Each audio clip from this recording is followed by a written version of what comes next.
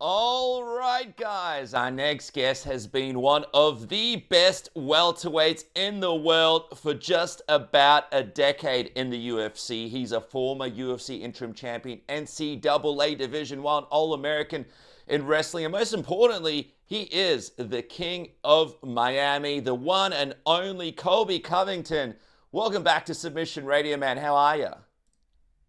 I'm doing great, brother. It's great to be back on Submission Radio. You know, this is my favorite and only place that I talk to for MMA media because you guys are unbiased. You guys, have a great platform. And I thank you guys for giving me a platform to speak on for the last, 5, 6, 7, 8 years that we've talked. So, nothing but respect to Casper, what's going on, man. Heartfelt message and sincere sense of gratitude and appreciation for that guy. And man, I hope his health gets better. Like this fighting stuff, this business, all this and that. That's one thing, but life is more important, and true wealth is good health. So, I wish good health to Casper, and I'm happy to be back on here and talk to Submission Radio again. Thanks, man. Yeah, I know. He's an absolute legend, and sending him lots of positive vibes. Him and his missus over in Sydney for her birthday just recently, and he'll be popping on from time to time for live shows, so can't wait to have him back. Dude, 10 years in the UFC in August. 10 years, man. I couldn't believe it when I was looking through some of this stuff. I got to ask you, man, like back then, 2014, can you think back to the Colby Covington back then? Can you remember what your mindset was back then? What sort of stands out to you from, I believe it was the Bisping Lee card you debuted on, right?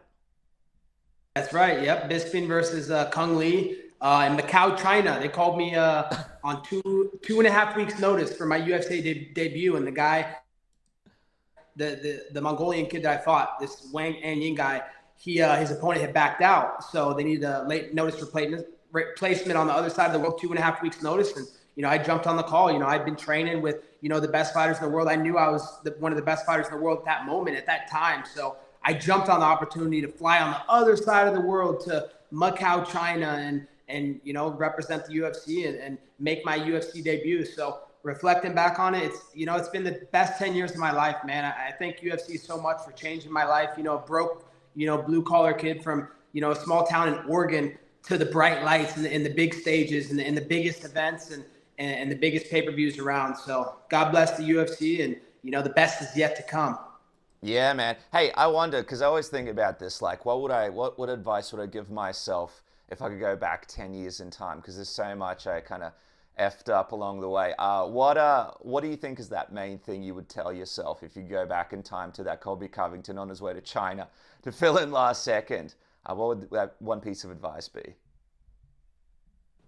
I would say to be more selfish. At that time, I was so focused on helping out everybody else around me. I just wanted to be the best friend I could be to all the people around me. I wanted to be the best training partner. I wanted to be, giving my input and my coaching, my knowledge from wrestling, 20 years at that point to everybody else around me. And I wasn't really focused on my own journey. So what I would give to myself at that moment was be more selfish, Colby. Like, you got in this is your journey. You got in this to be the best in the world. You got in this with big goals and big dreams, and you're here for a reason. So be selfish, be intention, have good intentions, and just be fearless and percent of what sets your soul on fire.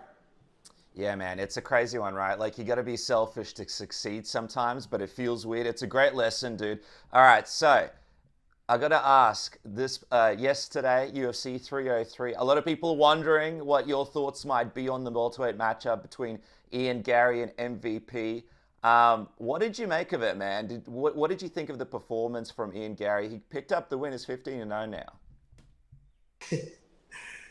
Fighting cans from the Indian casino leagues. Oh, big deal. Anybody could be 15-0 fighting a bunch of 15 bums, So even Dana White himself, said what he thought of the performance. He thought it was a draw. He didn't think there should have been a winner. I feel bad for the fans. The fans got robbed of, a pay-per-view opener. That's supposed to be the opener pay-per-view. So that was pathetic. That guy's fighting the number 14 guy in the world and barely scraping by. I think he lost the fight. So, I feel bad for the fans. They got robbed, but it just shows how much of a bum he is. Like, oh yeah, I want to be on a Conor McGregor card. He was willing to do whatever he wants to be on the Conor McGregor card because his name's Conor McGregor. He's the Conor McGregor wannabe. So he did all this, pulled all these strings to get on the Conor card, and then Conor left him at the altar. So, I thought it was pretty funny. I thought he was a star. I thought Ian Garry was a big name. What happened? Like, they had their co-main events like fall through like 6 or 7 times. There was a guy that was already on the card. Why couldn't he get bumped up to co-main event? I guess that shows us what UFC thinks about the guy, that the guy's an absolute nobody, and he's a bum, and he has no reason to talk about anything. He keeps talking about this GOAT stuff. The only GOAT that he has is his wife. She's the throat GOAT, if you know what I mean. What did you what did you think of MVP's performance, man? Because obviously he's a guy that's a little later in his career. He's having a crack at the UFC, but there were moments on the ground where Ian had him in the body triangle, for example, where MVP looked a little bit lost.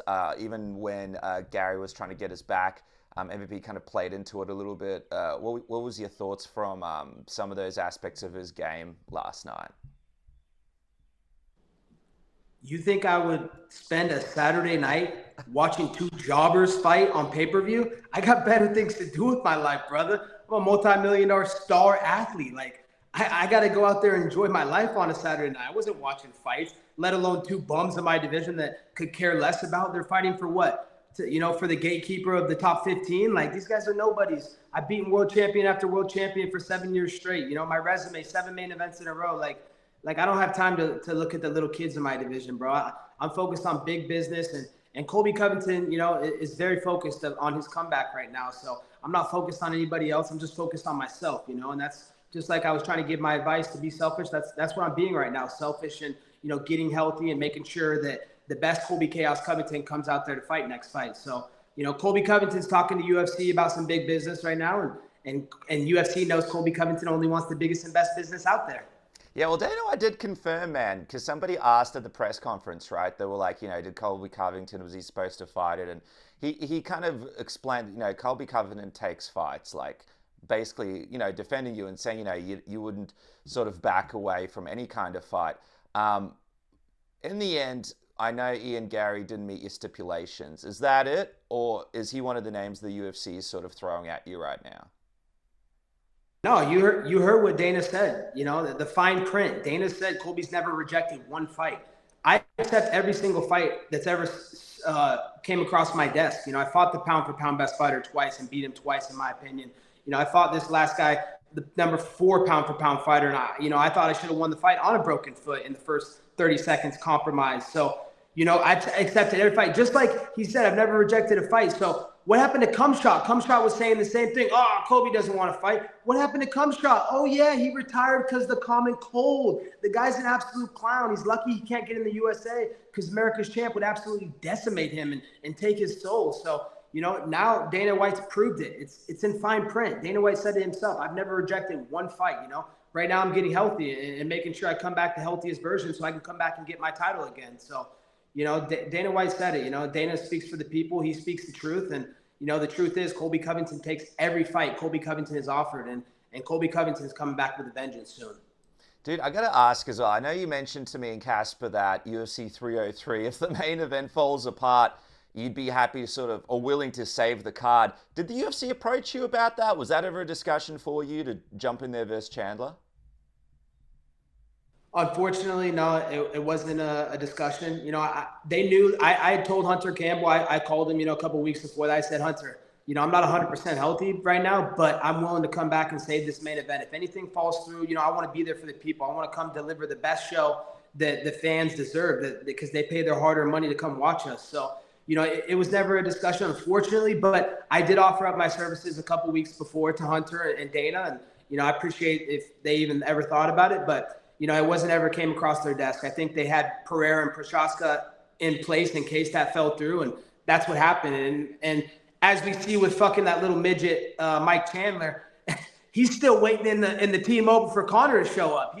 He's still there in Vegas right now in the T-Mobile thinking Conor's going to come out there and fight him. So it's pretty hilarious. That little midget's an absolute nobody. Nobody cares about him. Conor doesn't care about him. The fans don't care about him.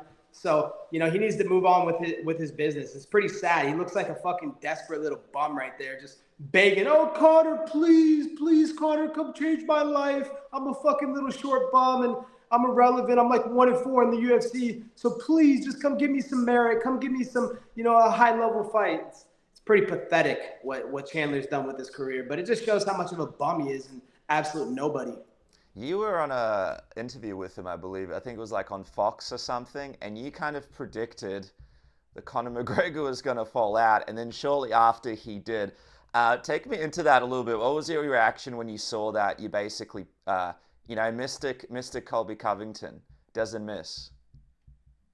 Mystic Colby Covington never misses, and he only speaks truth and facts. Just like I've said here on Submission Radio countless times, I've never turned down one fight. I accept every fight. I want the biggest and best fights, and that's what I've done, And just like I predicted on Fox News with Laura Ingraham, I said, Mike, this fight's never going to happen. You still think you're going to fight Conor McGregor, so it's never going to happen. What's he been waiting, like 2.5 years now? Just completely wasted his whole career thinking that Conor's going to come back and fight him. Conor's never fighting again. I said this from the start. Since when he broke his leg, there's no reason for him to come back anymore. He's got all the money in the world. He's made a great fucking legacy for himself. He's a champion. He's done it all in the sport. He's got all the money with his whiskey business. All the money from that Mayweather fight. He has no reason to fight anymore. He has a big family now. You got to respect what Conor's done in the game. But for a desperate guy like Mike, just begging and being a little boy, doing whatever he's told, just sitting there waiting for Conor the whole time is hilarious because I called it from the start. Conor's never going to fight him. Do you think Mike is someone that you could potentially fight next, Mike Chandler, if the UFC asked you to fill in for that Conor McGregor spot? I would love to. It's an easy fight, The little short pipsqueak's going to get fucking knocked out cold, He's ran his mouth before, too, saying, I'm bulking up now to 70. I'd like to fight Colby after I fight Conor. So let's see if he's a man of his word. All these little fucking midgets that cut all this weight to get to 55 because they're scared to fight at a real man's division at 170. They all run their mouth, but they never come through and back up their words. So, if the UFC approaches me with that fight and they want to do good for Michael because he waited this whole time on Conor, just hoping that was going to happen, then yeah, of course, I would love to step up and do good business for the UFC and the biggest and best business for them. But I don't know if that's what's in their plans, but they know I'm a company man. I love the UFC. I love this company. Love Hunter Campbell, Ari Emanuel, Dana White and company. All those people over there are just genius businessman. This is what this is. It's the fight business. So the UFC knows Colby Covington wants to do big business. And if Michael Chandler deems necessary to the UFC, Colby Covington's coming out to fight Michael Chandler. I know also we mentioned Charles Oliveira last time you came on Submission Radio. Anything from the UFC on that? Is that still a potential fight there? It's still a potential fight. The UFC hasn't shown much interest with it, but if you look at the landscape and what he said in his recent interview that he wants to go up a weight, to 170, he's a big guy. He's taller than me. He weighs more than me. The guy's just a weight bully cutting to 155 because he wants to be stronger in there because he doesn't have a mental edge. He's mentally weak. So he needs to have a physical edge. He needs to be the bigger guy in the fight to feel confident going into a fight. So another one of those guys with baseless words, said all these things. Oh, yeah, I want big legacy fights. I want to go up to 170. Well, here's your chance, Charles Oliveira. I'm the biggest fight you can get. Former world champion, the king of Brazil, the king of Miami, Donald Trump's favorite fighter. What's going to be bigger for your legacy, Charles, than coming and fighting me, America's champion, Donald Trump's favorite fighter? You want the biggest fight. The ball's in your court, Charles. Let's see if you're a man of your word. You talked a big game saying you want to come up to 170. There's nothing left for you at 155. All these other guys they're trying to match you up with are complete nobodies. The biggest and best fight for Charles Oliveira's legacy would be Colby Covington. So let's see if he's about that life. But I don't think he is. I think he's gonna run away because he knows what would happen.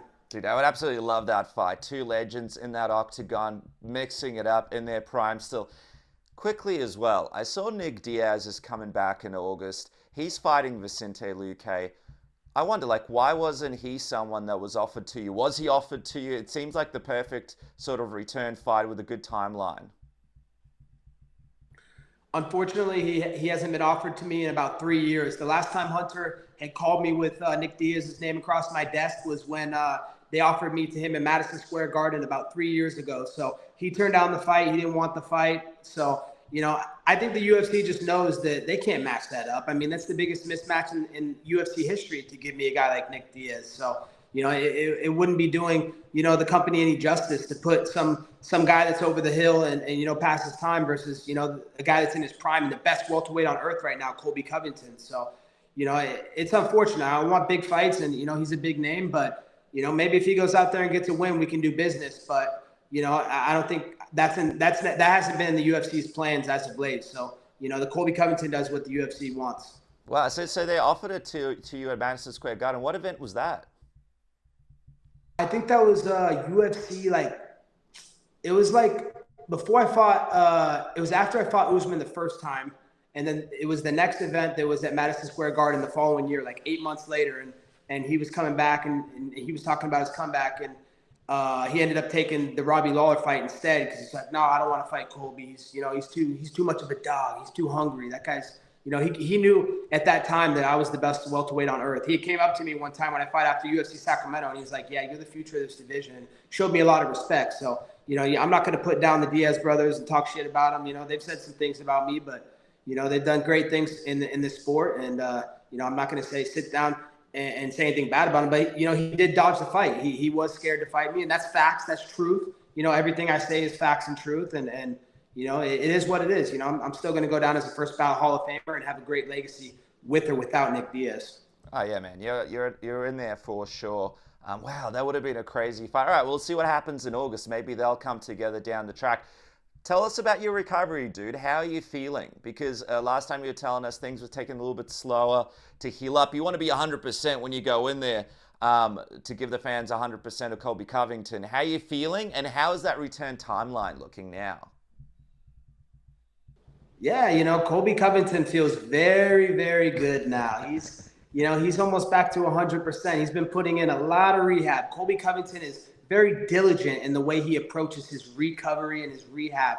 And, he's been doing all the right things to get my foot and my calf and my ankle back to strength, and, so I can kick again and have no, bearings on me going forward. I want to go out there at 100% and give the fans what they deserve. That last fight, that's not Colby Covington. So the fans know that, though. So, the UFC knows that deep down inside. So, I'm going to come make all this right and give the fans a show, give the UFC a show.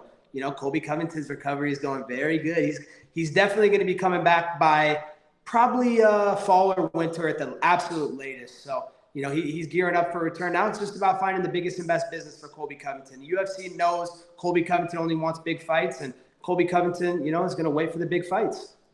Dude, selfishly, I wish you were coming down to Australia and fighting UFC 305, but I think maybe time-wise it's a little too soon. But man, if we do get a chance to see you down here, it would be amazing. Guys, make sure to follow Colby Covington on social media at Colby Covington. Of course, one of the baddest men in the game, getting ready to return back into that octagon. Colby Covington, man, I can't wait to see what happens next, bro. By the way, that's a great shirt. The women of Miami, I know you've been working out hard, and the women of Miami appreciate it, man. Thanks so much for joining us here at Submission Radio.